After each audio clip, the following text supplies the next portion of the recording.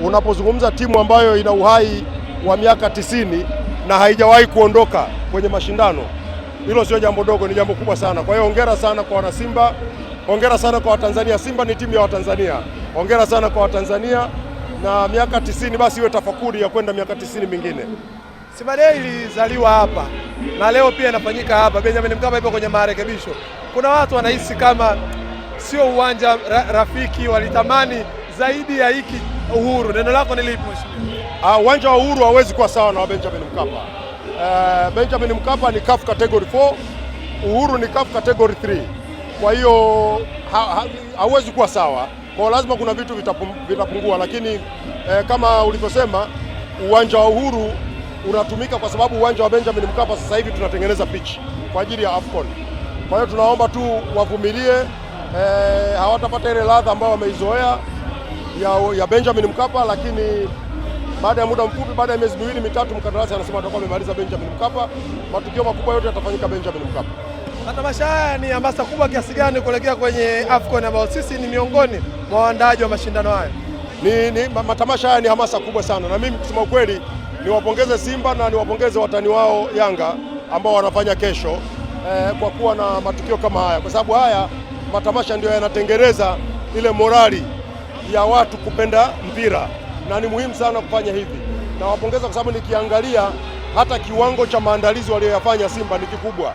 Kwa hiyo hongereni sana, na Watanzania tusiache kuzisupport hizi timu zetu, tuzipende timu zetu zote zilizopo kwenye ligi, lakini ukweli utabaki kwamba Simba, Yanga ndio timu ambazo zinapeperusha bendera yetu mara nyingi sana kwenye mashindano ya kimataifa.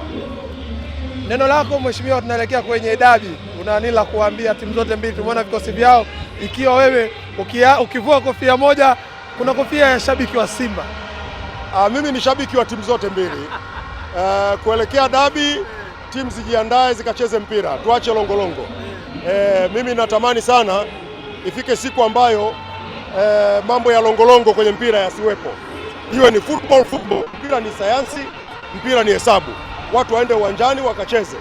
Tuache visingizio, maneno ya pembeni, fitina hazina maana. Tucheze mpira, kwa sababu unajua tukifanya hivyo tunazitengeneza timu zetu kiushindani kimataifa, lakini zaidi ya hapo tunawatengeneza wachezaji wetu kiushindani na kimataifa. Sasa tukipeleka sana mipango tutakuwa na mipango sawa, lakini mwisho wa siku tutakosa timu nzuri ya kutuwakilisha kimataifa, na pia tutakosa wachezaji wazuri wa kwenda kucheza nje ya nchi. Kwa hiyo ni muhimu sana tuanze kuondoka kwenye mipango, twende kwenye mpira, tukacheze mpira, kipigwe hapo uwanjani, atakayefungwa amefungwa, anayeshinda ameshinda. Neno lako kwa viongozi wa timu zote mbili, Simba na Yanga? Tumeona hapa juzi kati Simba ni kama kuna sitofahamu, baadaye wakaeka sawa, lakini tumeona Yanga wamefanya uchaguzi, rais wao amepita bila kupingwa, kamati ya utendaji imetengenezwa. Neno lako kwa viongozi hao wote wa timu zote mbili? Kwa viongozi wa timu zote mbili na timu zingine zote, tunaomba uongozi bora kwenye vilabu vyao. Tunahitaji tu maendeleo ya timu zao. Mambo ya migogoro yamalize wenyewe, yatakapofika kwenye hatua ambayo inatakiwa vyombo vingine ama taasisi zingine kati zitaingia, lakini haipendezi. Ni vizuri vilabu vyenyewe vimalize mambo yao. Sisi wa Tanzania tunataka tuone mpira, tunataka tuone timu nzuri zinacheza, sio mipango na vurugu.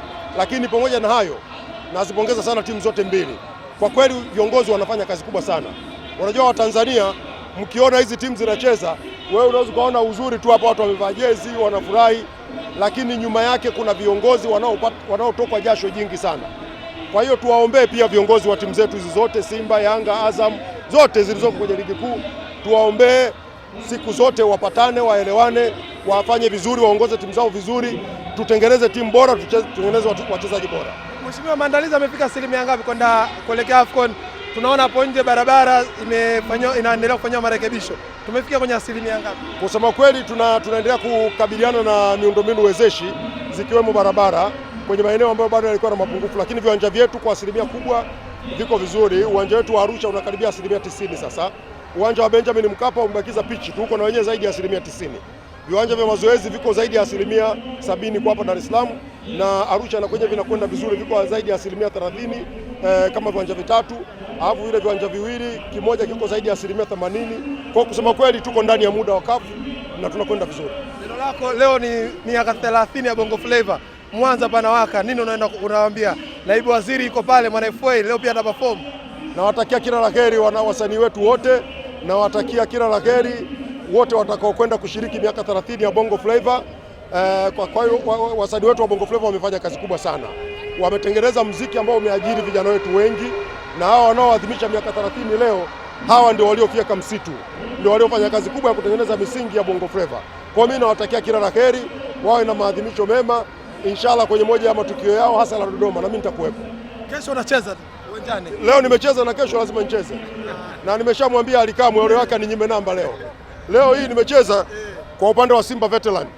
Nitamani sana nivae ule uzi mpya wa Simba ule. Sasa huu unaona ulikuwa mpya kidogo. Kesho nitavaa wenyewe. Kesho nitavaa wananchi. Kwa sababu leo Simba Veteran hawakuvaa hii jezi mpya. Wamevaa jezi nyingine. Kwa hiyo rangi gani kesho unataka uvae? Njano, kijani, nyeusi? Yoyote sina cheza kwenye Veteran. Lakini nataka Engineer Hersi au upande wa pili, mimi niwe upande mwingine. Wapinzani? Tu wapinzani, ni vizuri tu wapinzani kwa sababu yule akiwemo anafunga yeye, alafu mimi nakuwa sifungi.